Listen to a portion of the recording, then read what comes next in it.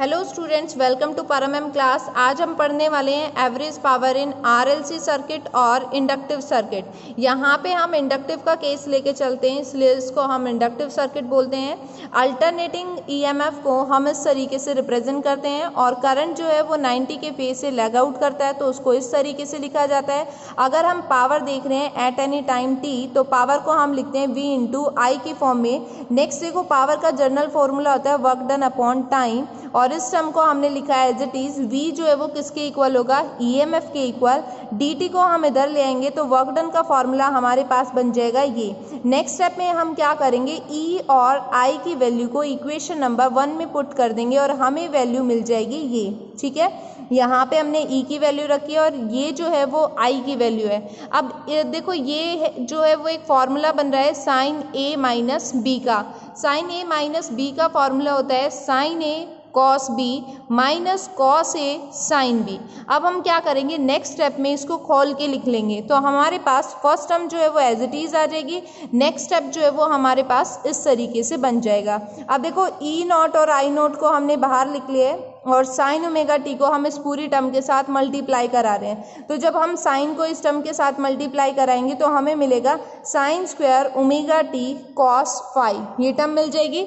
Next step में देखो, जब आप इसको मल्टीप्लाई करा रहे हो तो आपके पास टर्म आ जाएगी ई नॉट आई नॉट, पूरे को ही लेके चल रहे हैं यहाँ पे हम, तो यहाँ बन जाएगा आपके पास sine omega T cos omega T sine phi, ये वैल्यू बन गई। अब देखो, नेक्स्ट स्टेप में हम क्या करेंगे, इस फर्स्ट टर्म को एज इट इज रख रहे हैं, D W equals to E not I not sine square omega T cos phi, इसको हमने एज इट इज रखा है। अब नेक्स्ट स्टेप में हम क्या करेंगे, ई नॉट आई नॉट इसको 2 से मल्टीप्लाई करा देंगे और 2 से ही डिवाइड, तो 2 से डिवाइड हो गया, मल्टीप्लाई देखो 2 sine omega T cos omega T sine phi. अब यहाँ पे 2 sine omega cos omega formula बन गया है, किसके इक्वल होता है, साइन 2 ओमेगा के इक्वल, तो उसको हम इस तरीके से लिख देंगे। सॉल्व करने के बाद ये फॉर्म हो जाएगा। ठीक है, अब देखो नेक्स्ट स्टेप में हम क्या करते हैं, total amount of work done जो है वो हमारा इसके इक्वल आ जाएगा।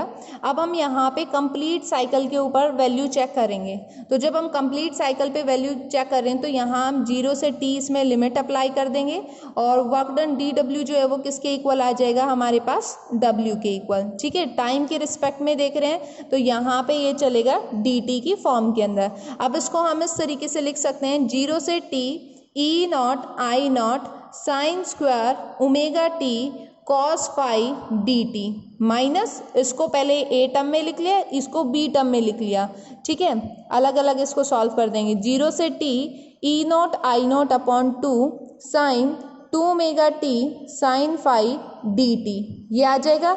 नेक्स्ट स्टेप में पहले हम फर्स्ट टर्म को सॉल्व करेंगे, तो यहाँ पे देखो E not I naught cos phi, इसको हम बाहर निकाल लेंगे, तो अंदर हमारे पास टर्म क्या बचेगी, sign square omega t d T. Next step में हम क्या करेंगे, यहाँ से इस टर्म को और इस टर्म को बाहर निकाल लेते हैं, E not I not sine phi upon 2, अंदर हमारे पास बचेगा sine 2 omega t d t. ठीक है, अब हमें क्या करना है, इनका इंटीग्रेशन करना है।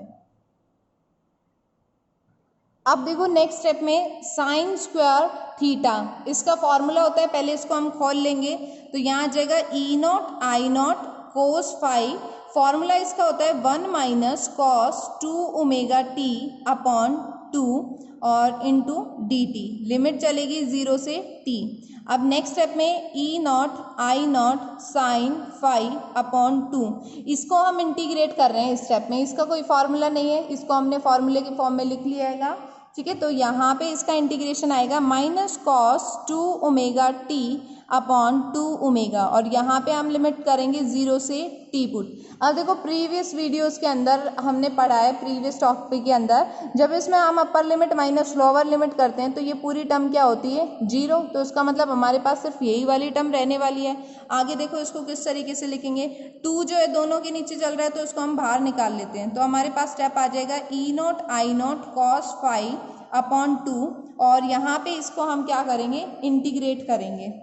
पहले इसको मल्टीप्लाई करा लेते हैं, बाद में देखते हैं। dt को 1 से कराएंगे dt एंड देन आ जाएगा cos 2 ओमेगा t dt, ये टर्म बन जाएगी, minus E not I not sine phi upon 2।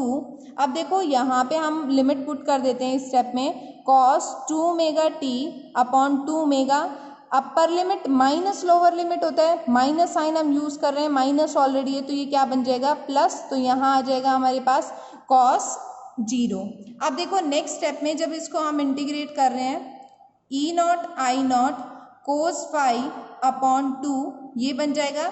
Next step में dt को जब हम इंटीग्रेट करेंगे हमारे पास वैल्यू क्या आएगी t, यहाँ पे हम लिमिट लेके चलेंगे 0 से t, और जब हम cos 2 ओमेगा t का कर रहे हैं तो यहाँ पे क्या आ जाएगा sine 2 omega t upon 2 omega t से 0 माइनस, ठीक है। अब देखो इस स्टेप के अंदर E not I not sine phi upon 2, अब साइड में हम रीजन दे देंगे, ओमेगा टी की वैल्यू क्या होती है 2 पाई, और कोस 4 पाई किसके इक्वल होता है 1 के इक्वल, तो यहाँ पे हम ओमेगा टी की जगह 2 पाई रखेंगे तो ये क्या बन जाएगा 4 पाई, तो इसको हम लिख लेते हैं स्टेप में cos 2 into 2 pi upon 2 omega, cos 0 की वैल्यू क्या होती है 1। इसको नेक्स्ट में सॉल्व करेंगे, इधर देखो E not I naught cos phi upon 2, upper limit t minus lower limit 0, ये टर्म आ जाएगी। नेक्स्ट स्टेप में देखो sine 2 omega t upon 2 omega minus lower limit क्या लेंगे हम यहाँ पे साइन 0, ये टर्म आ गई। यहाँ पे इस स्टेप में देखो E not I not sine phi upon 2, और 2 इंटू 2 कितना हो गया 4 पाई, साइन 4 पाई की वैल्यू क्या होती है 1, तो यहाँ क्या आ जाएगा -1 प्लस 1, अब प्लस माइनस क्या होता है माइनस, तो ये टर्म क्या हो गई 0, तो इसका मतलब ये टर्म हमारे पास आ गई 0।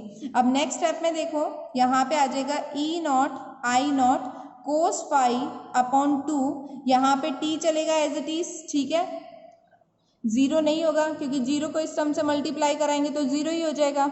अब उसके बाद यहाँ पे हम लिमिट पुट कर रहे हैं 0 से t रख रहे हैं इसके अंदर, तो यहाँ पे हमारे पास वैल्यू आ जाएगी साइन 2 ओमेगा, अच्छा रख चुके हैं लिमिट, ओमेगा t की जो वैल्यू होती है वो किसके इक्वल होती है 2 पाई के, तो उसको हम रख देंगे 2 pi upon 2 omega, minus sine 0 जो है वो किसके इक्वल होता है 0 के इक्वल, ये टर्म चलती है।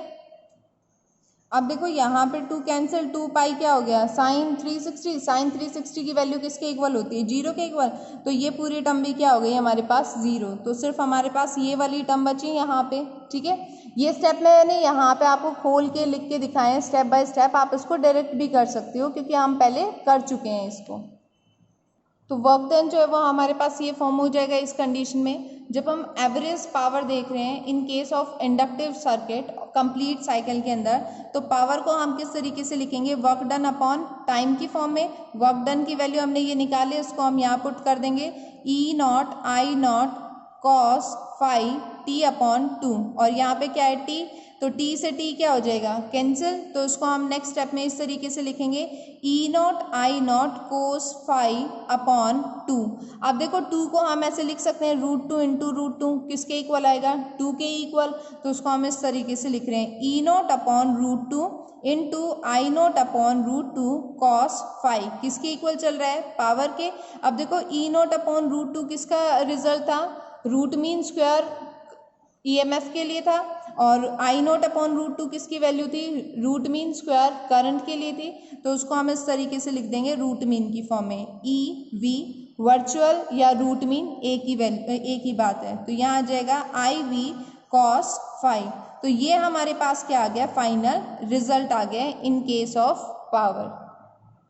अब देखो ये जो रिलेशन हमारे पास आया है इसको हम अलग अलग सर्किट के लिए एप्लीकेबल होगा, ठीक है, जितने भी इंडक्टिव सर्किट हैं वहाँ पे हम इनको अप्लाई करेंगे, और कोस फाई और जेड की वैल्यू जो है वो डिफरेंट सर्किट के अकॉर्डिंग हम यूज़ करेंगे। अगर हम यूज़ कर रहे हैं सिर्फ RLC सर्किट, तो RLC सर्किट के अंदर जो इम्पिडेंस होता है उसको हम ऐसे लिखते हैं R² प्लस XL का स्क्वायर रूट। अगर हम यहाँ पे कॉस फाई की वैल्यू निकाल रहे हैं फेज, तो ये चलेगा R/Z इसी तरीके से अगर हम यहाँ पे यूज़ कर रहे हैं आरसी सर्किट, तो आरसी में इम्पीडेंस को हम लिखते हैं X R square plus X C square का रूट, और जो कोस फाई की वैल्यू है वो किसके इक्वल चलेगी, आर बाय जेड के। ऐसे ही अगर हम R L C circuit use कर रहे हैं, तीनों चीज़ यूज़ कर रहे हैं, तो वहाँ पे इम्पीडेंस को लिखा जाता है R square plus X L minus X C का होल स्क्वायर, और इसका रूट आ जाएगा। फेस के लिए हम क्या यूज़ करेंगे, आर बाय जेड यूज़ करेंगे, ठीक है। अब सभी इंडक्टिव सर्किट के लिए जब हम करंट यूज़ करते हैं तो करंट को लिखा जाता है यहाँ पे EV अपॉन जेड की फॉर्म में। आई होप ये कॉन्सेप्ट आपको समझ आया होगा। अगर आपको कोई भी डाउट है इसके रिगार्डिंग तो आप कमेंट बॉक्स में लिख सकते हैं। Thank you for watching my video.